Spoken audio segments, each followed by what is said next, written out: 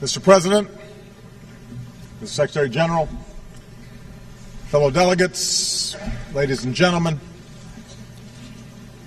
we come together at a crossroad between war and peace, between disorder and integration, between fear and hope. Around the globe, there are signposts of progress. The shadow of world war that existed at the founding of this institution has been lifted, and the prospect of war between major powers reduced. The ranks of member states has more than tripled, and more people live under governments they elected. Hundreds of millions of human beings have been freed from the prison of poverty, with the proportion of those living in extreme poverty cut in half. And the world economy continues to strengthen after the worst financial crisis of our lives.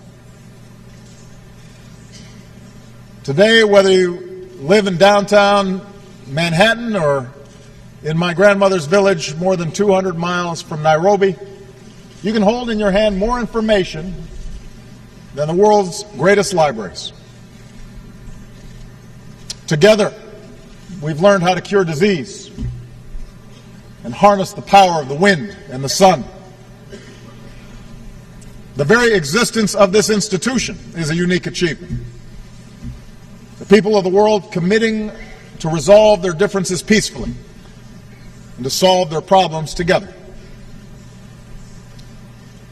I often tell young people in the United States that despite the headlines, this is the best time in human history to be born. For you are more likely than ever before to be literate, to be healthy, to be free to pursue your dreams. And yet there is a pervasive unease in our world. A sense that the very forces that have brought us together have created new dangers and made it difficult for any single nation to insulate itself from global forces.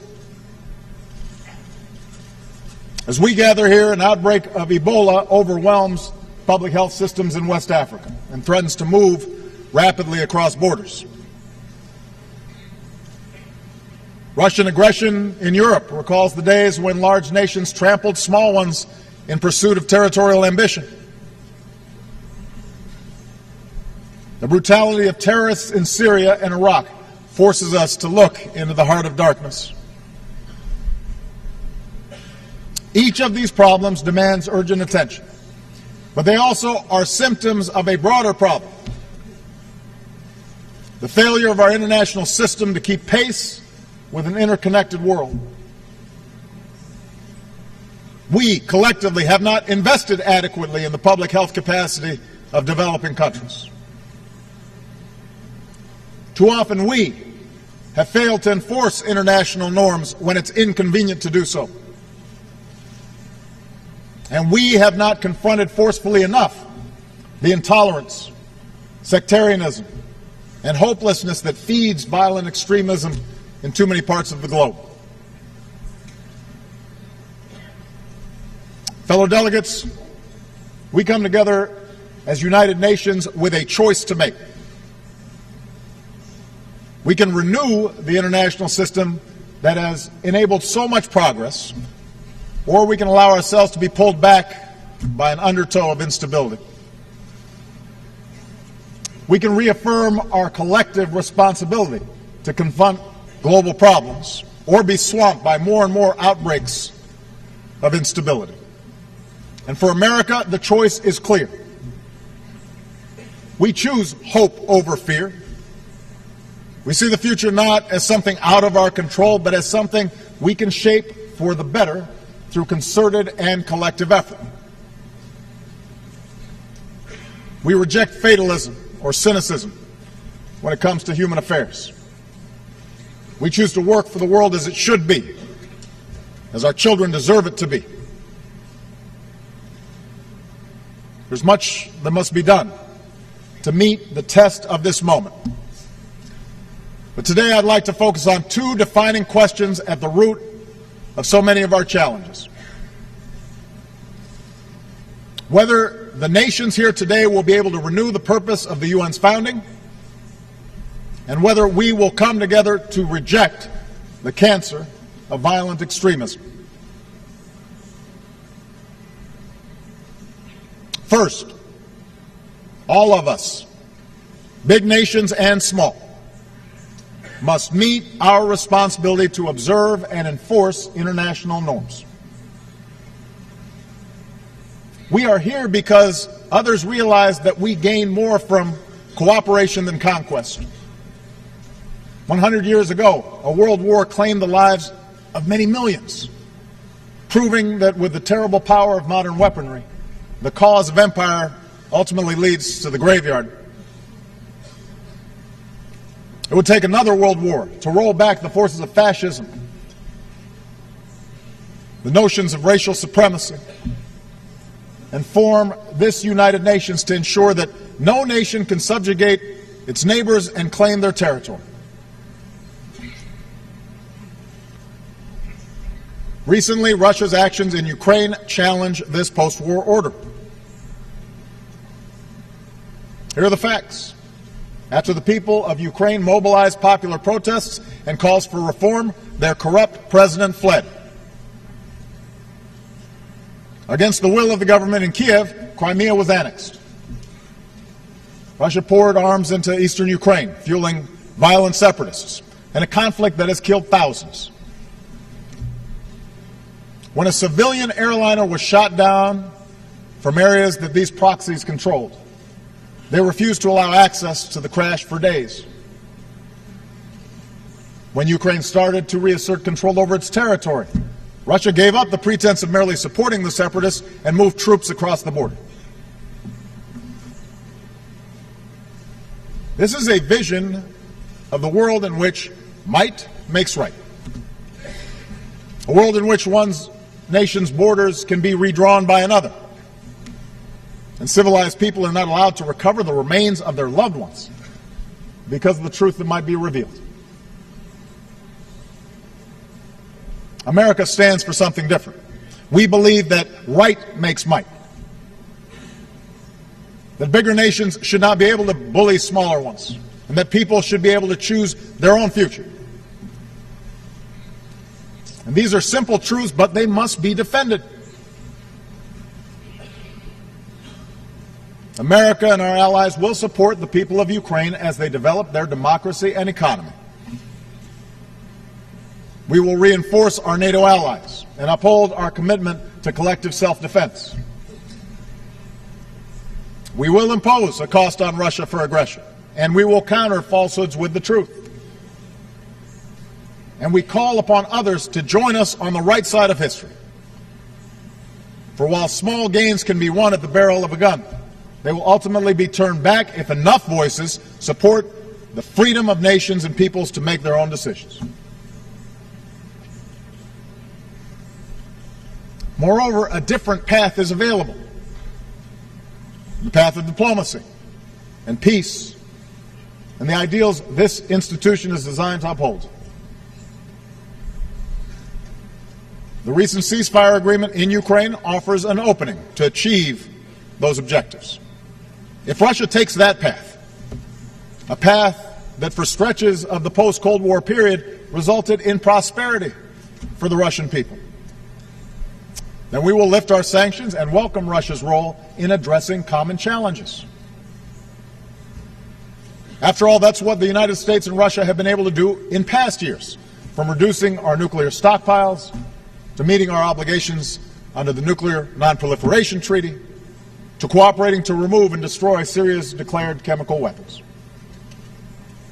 And that's the kind of cooperation we are prepared to pursue again, if Russia changes course.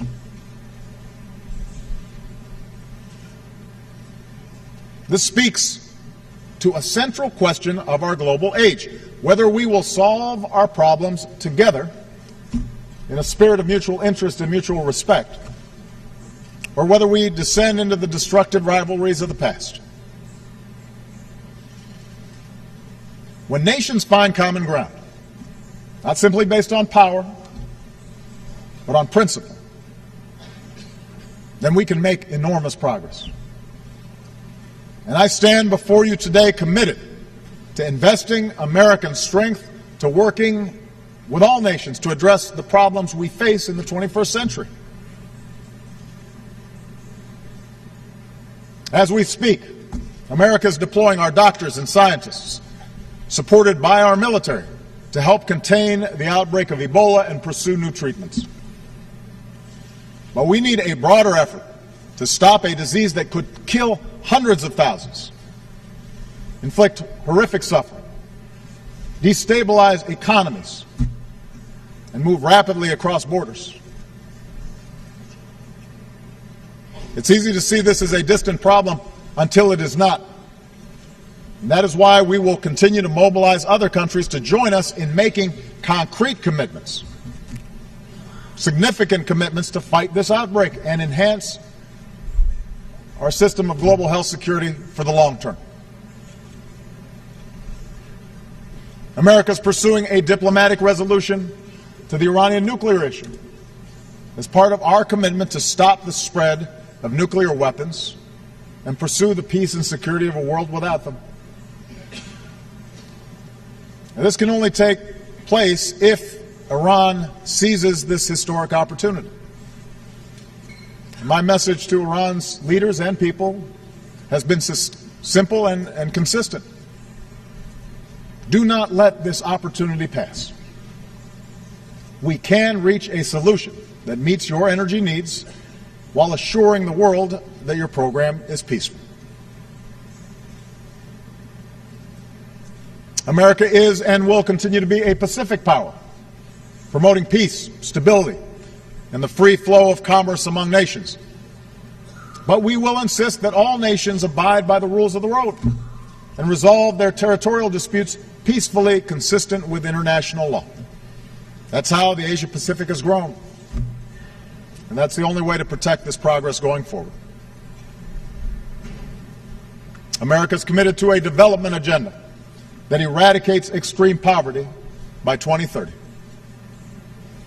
We will do our part to help people feed themselves, power their economies, and care for their sick. And if the world acts together, we can make sure that all of our children enjoy lives of opportunity and dignity. America is pursuing ambitious reductions in our carbon emissions, and we've increased our investments in clean energy. We will do our part and help developing nations do theirs. But the science tells us we can only succeed in combating climate change if we are joined in this effort by every other nation, by every major power. That's how we can protect this planet for our children and our grandchildren. In other words, on issue after issue, we cannot rely on a rule book written for a different century. If we lift our eyes beyond our borders, if we think globally, and if we act cooperatively, we can shape the course of this century as our predecessors shaped the post-World War II age. But as we look to the future, one issue risks a cycle of conflict that could derail so much progress, and that is the cancer of violent extremism that has ravaged so many parts of the Muslim world. Of course, terrorism is not new. Speaking before this assembly, President Kennedy put it well. Terror is not a new weapon, he said. Throughout history, it has been used by those who could not prevail either by persuasion or example. In the 20th century, terror was used by all manner of groups who failed to come to power through public support. But in this century, we have faced a more lethal and ideological brand of terrorists who have perverted one of the world's great religions.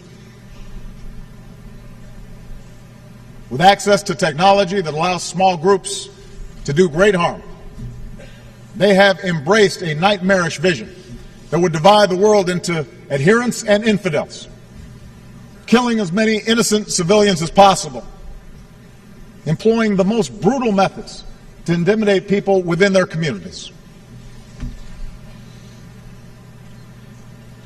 I have made it clear that America will not base our entire foreign policy on reacting to terrorism. Instead, we've waged a focused campaign against al-Qaeda and its associated forces, taking out their leaders, denying them the safe havens they rely on. At the same time, we have reaffirmed again and again that the United States is not and never will be at war with Islam. Islam teaches peace.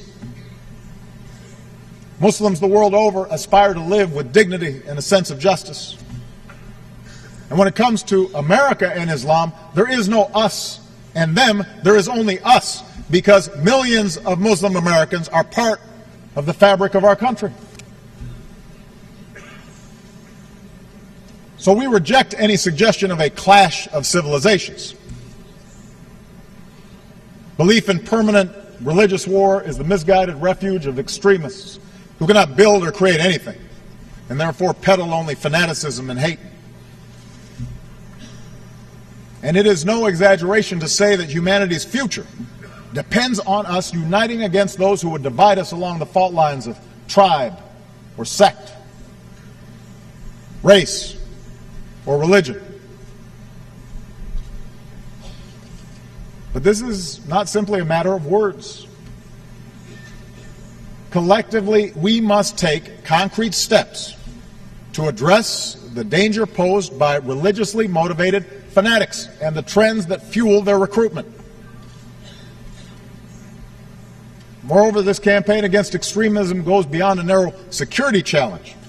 For while we've degraded methodically core al-Qaeda and supported a transition to a sovereign Afghan government, extremist ideology has shifted to other places, particularly in the Middle East and North Africa, where a quarter of young people have no job, where food and water could grow scarce, where corruption is rampant, and sectarian conflicts have become increasingly hard to contain.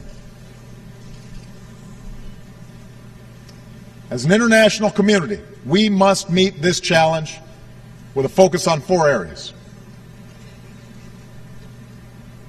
First, the terrorist group known as ISIL must be degraded and ultimately destroyed. This group has terrorized all who they come across in Iraq and Syria. Mothers, sisters, daughters have been subjected to rape as a weapon of war. Innocent children have been gunned down. Bodies have been dumped in mass graves. Religious minorities have been starved to death. In the most horrific crimes imaginable, innocent human beings have been beheaded with videos of the atrocity distributed to shock the conscience of the world. No God condones this terror. No grievance justifies these actions. There can be no reasoning, no negotiation with this brand of evil. The only language understood by killers like this is the language of force. So the United States of America will work with a broad coalition to dismantle this network of death. In this effort, we do not act alone, nor do we intend to send U.S. troops to occupy foreign lands. Instead, we will support Iraqis and Syrians fighting to reclaim their communities. We will use our military might in a campaign of airstrikes to roll back ISIL. We will train and equip forces fighting against these terrorists on the ground. We will work to cut off their financing and to stop the flow of fighters into and out of the region. And already over 40 nations have offered to join this coalition. Today I ask the world to join in this effort. Those who have joined ISIL should leave the battlefield while they can. Those who continue to fight for a hateful cause will find they are increasingly alone. For we will not succumb to threats, and we will demonstrate that the future belongs to those who build, not those who destroy. So that's an immediate challenge, a first challenge that we must meet. The second, it is time for the world, especially Muslim communities, to explicitly, forcefully, and consistently reject the ideology of organizations like Al-Qaeda and ISIL. It is one of the tasks of all great religions to accommodate, devote faith with a modern, multicultural world. No children are born hating, and no children anywhere should be educated to hate other people. There should be no more tolerance of so-called clerics who call upon people to harm innocents because they're Jewish, or because they're Christian, or because they're Muslim. It is time for a new compact among civilized peoples of this world to eradicate war at its most fundamental source, and that is the corruption of young minds by violent ideology. That means cutting off the funding that fuels this hate. It's time to end the hypocrisy of those who accumulate wealth through the global economy and then siphon funds to those who teach children to tear it down. That means contesting the space that terrorists occupy, including the internet and social media. Their propaganda has coerced young people to travel abroad to fight their wars and turn students, young people full of potential, into suicide bombers. We must offer an alternative vision. It means bringing people of different faiths together. All religions have been attacked by extremists from within at some point, and all people of faith have a responsibility to lift up the value at the heart of all great religions. Do unto thy neighbor as you would have done unto yourself. The ideology of ISIL or Al-Qaeda or Boko Haram will wilt and die if it is consistently exposed and confronted and refuted in the light of day. Look at the new forum for promoting peace in Muslim societies. Sheikh bin Bayad described its purpose. We must declare war on war so the outcome will be peace upon peace. Look at the young British Muslims who responded to terrorist propaganda by starting the Not in My Name campaign, declaring ISIS is hiding behind a false Islam. Look at the Christian and Muslim leaders who came together in the Central African Republic to reject violence. Listen to the Imam who said, politics try to divide the religious in our country, but religion shouldn't be a cause of hate, war, or strife. Later today, the Security Council will adopt a resolution that underscores the responsibility of states to counter violent extremism. But resolutions must be followed by tangible commitments, so we're accountable when we fall short. Next year, we should all be prepared to announce the concrete steps that we have taken to counter extremist ideologies in our own countries. By getting intolerance out of schools, stopping radicalization before it spreads, and promoting institutions and programs that build new bridges of understanding. Third, we must address the cycle of conflict, especially sectarian conflict, that creates the conditions that terrorists prey upon. There's nothing new about wars within religions.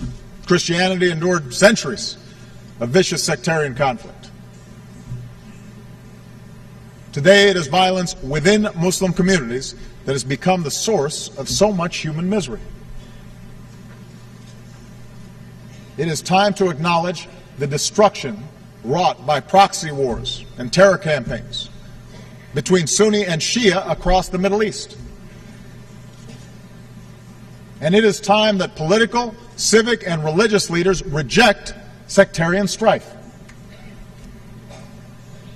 For let's be clear, this is a fight that no one is winning. A brutal civil war in Syria has already killed nearly 200,000 people, displaced millions. Iraq has come perilously close to plunging back into the abyss. The conflict has created a fertile recruiting ground for terrorists who inevitably export this violence. The good news is we also see signs that this tide could be reversed. We have a new inclusive government in Baghdad, a new Iraqi prime minister welcomed by his neighbors, Lebanese factions rejecting those who try to provoke war. And these steps must be followed by a broader truce. Nowhere is this more necessary than Syria. Together with our partners, America is training and equipping the Syrian opposition to be a counterweight to the terrorists of ISIL and the brutality of the Assad regime. But the only lasting solution to Syria's civil war is political. An inclusive political transition that responds to the legitimate aspirations of all Syrian citizens, regardless of ethnicity, regardless of creed. The cynics may argue that such an outcome can never come to pass, but there is no other way for this madness to end, whether 1 year from now or 10. And it points to the fact that it's time for a broader negotiation in the region in which major powers address their differences directly, honestly, and peacefully across the table from one another, rather than through gun-wielding proxies. I can promise you, America will remain engaged in the region, and we are prepared to engage in that effort. My fourth and final point is a simple one.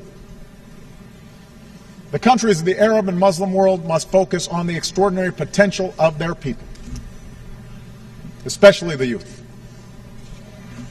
And here I'd like to speak directly to young people across the Muslim world. You come from a great tradition that stands for education, not ignorance, innovation, not destruction, the dignity of life, not murder. Those who call you away from this path are betraying this tradition, not defending it. You have demonstrated that when young people have the tools to succeed, good schools, education in math and science, an economy that nurtures creativity and entrepreneurship, then societies will flourish. So America will partner with those that promote that vision. Where women are full participants in a country's politics or economy, societies are more likely to succeed. And that's why we support the participation of women in parliaments and peace processes, schools, and the economy. If young people live in places where the only option is between the dictates of a state or the lure of an extremist underground, then no counterterrorism strategy can succeed. But where a genuine civil society is allowed to flourish, where people can express their views and organize peacefully for a better life, then you dramatically expand the alternatives to terror. And such positive change need not come at the expense of tradition and faith. We see this in Iraq, where a young man started a library for his peers. We link Iraq's heritage to their hearts, he said, and give them a reason to stay. We see it in Tunisia, where secular and Islamist parties worked together through a political process to produce a new constitution. We see it in Senegal, where civil society thrives alongside a strong democratic government. We see it in Malaysia, where vibrant entrepreneurship is propelling a former colony into the ranks of advanced economies. And we see it in Indonesia, where what began as a violent transition has evolved into a genuine democracy.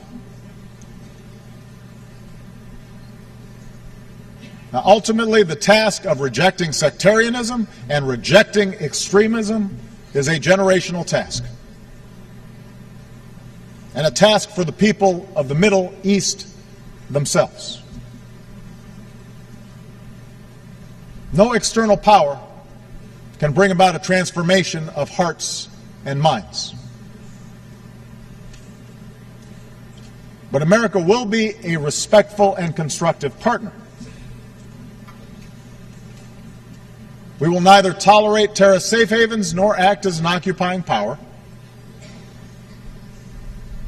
We will take action against threats to our security and our allies while building an architecture of counterterrorism cooperation. We will increase efforts to lift up those who counter extremist ideologies and who seek to resolve sectarian conflict. And we will expand our programs to support entrepreneurship and civil society, education and youth, because ultimately these investments are the best antidote to violence. We recognize as well that leadership will be necessary to address the conflict between Palestinians and Israelis. As bleak as the landscape appears, America will not give up on the pursuit of peace. Understand, the situation in Iraq and Syria and Libya should cure anybody of the illusion that the Arab-Israeli conflict is the main source of problems in the region. For far too long, that's been used as an excuse to distract people from problems at home. The violence engulfing the region today has made too many Israelis ready to abandon the hard work of peace. And that's something worthy of reflection within Israel. Because let's be clear, the status quo in the West Bank and Gaza is not sustainable. We cannot afford to turn away from this effort. Not when rockets are fired at innocent Israelis or the lives of so many Palestinian children are taken from us in Gaza. So long as I am president, we will stand up for the principle that Israelis, Palestinians, the region, and the world will be more just and more safe with two states living side by side in peace and security. So this is what America is prepared to do. Taking action against immediate threats while pursuing a world in which the need for such action is diminished. The United States will never shy away from defending our interests, but we will also not shy away from the promise of this institution and its universal Declaration of Human Rights. The notion that peace is not merely the absence of war, but the presence of a better life. I realize that America's critics will be quick to point out that at times we too have failed to live up to our ideals, that America has plenty of problems within its own borders. This is true. In a summer marked by instability in the Middle East and Eastern Europe, I know the world also took notice of the small American city of Ferguson, Missouri, where a young man was killed and a community was divided. So yes, we have our own racial and ethnic tensions. And like every country, we continually wrestle with how to reconcile the vast changes wrought by globalization and greater diversity with the traditions that we hold dear. But we welcome the scrutiny of the world, because what you see in America is a country that has steadily worked to address our problems, to make our union more perfect. to bridge the divides that existed at the founding of this nation. America is not the same as it was 100 years ago, or 50 years ago, or even a decade ago, because we fight for our ideals, and we are willing to criticize ourselves when we fall short, because we hold our leaders accountable and insist on a free press, an independent judiciary, because we address our differences in the open space of democracy with respect for the rule of law, with a place for people of every race and every religion, and with an unyielding belief in the ability of individual men and women to change their communities and their circumstances and their countries for the better. After nearly 6 years as president, I believe that this promise can help light the world, because I have seen a longing for positive change, for peace and for freedom and for opportunity and for the end to bigotry in the eyes of young people who I've met around the globe. They remind me that no matter who you are or where you come from or what you look like or what God you pray to or who you love, there's something fundamental that we all share. Eleanor Roosevelt, a champion of the UN and America's role in it, once asked, "Where, after all, do universal human rights begin?" In small places, she said, close to home. So close and so small that they cannot be seen on any maps of the world, yet they are the world of the individual person, the neighborhood he lives in, the school or college he attends, the factory, farm, or office where he works. Around the world, young people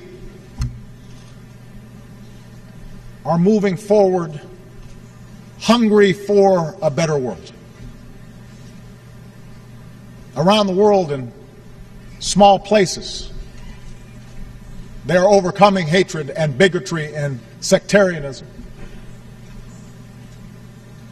And they're learning to respect each other despite differences. The people of the world now look to us here to be as decent and as dignified and as courageous as they are trying to be in their daily lives. And at this crossroads, I can promise you that the United States of America will not be distracted or deterred from what must be done. We are heirs to a proud legacy of freedom, and we're prepared to do what is necessary to secure that legacy for generations to come. I ask that you join us in this common mission for today's children and tomorrow's. Thank you very much.